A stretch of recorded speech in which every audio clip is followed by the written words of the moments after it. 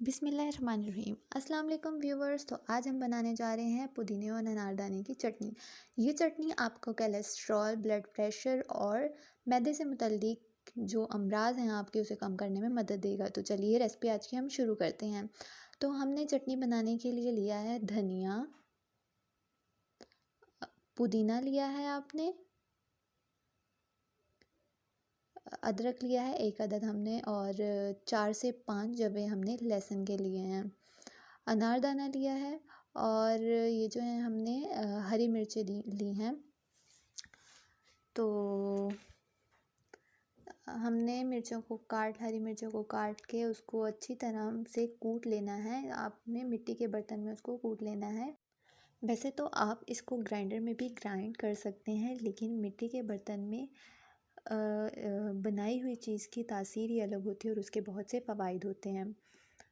ठीक है, तो हमने अच्छी तरह से इसको बारीक कूट लेना है। ग्राइंडर में जो आप इसको ग्राइंड करेंगे तो अच्छी तरह वो बारीक नहीं ही होगा, उसमें मोटे मोटे से ज़रे रहेंगे। जो इसमें आप मिट्टी के बर्तन में कूट लेंगे तो इससे अच्छी तरह वो बारीक से कूटा जाएगा।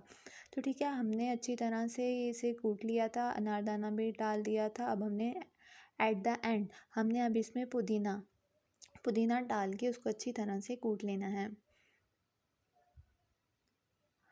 आपको आपको जो भी ब्लड प्रेशर की बीमारी है, अगर आपका कोलेस्ट्रॉल बढ़ जाता है, आप दिल के अमराज के लिए भी ये चटनी बहुत ही मुफीद है। जब आप ये चटनी ट्राई करेंगे तो इंशाल्लाह आपको इससे ज़रूर फ़र्क पड़ेगा। अल्लाह ना करे आपको किसी भी किस्म का मसला हो, अगर है तो आप इस चटनी का इस्तेमाल ज़रूर करें, आपको इससे फ़र्क पड़ेगा। वैसे तो सभी इसको यूज़ कर सकते हैं। तो ये देखें, हमारी जो चटनी है हमने उसको अच्छी तरह से कूट लिया है। अब हमने इसमें हाफ़ टी स्पून नमक डाला है। अच्छी तरह से इसको मिक्स कर लेना है ताकि जो नमक है वो अच्छी तरह से चटनी के साथ मिक्स हो जाए।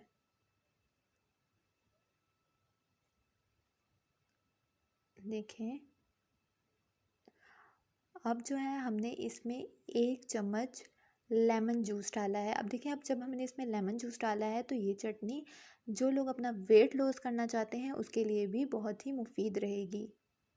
अब ये देखिए कितनी कमाल की ये चटनी है। एक ही चटनी से आपके कितने मसले मसाइल हल हो सकते हैं। तो देखें, हमारी चटनी तैयार है। उम्मीद है कि आपको ये रेसिपी बहुत अच्छी लगी होगी। अगर अच्छी लगी है तो मेरे चैनल को लाइक करें, सब्सक्राइब करें। इसी के साथ मुझे दीजिए इजाज़त। अल्लाह हाफिज़।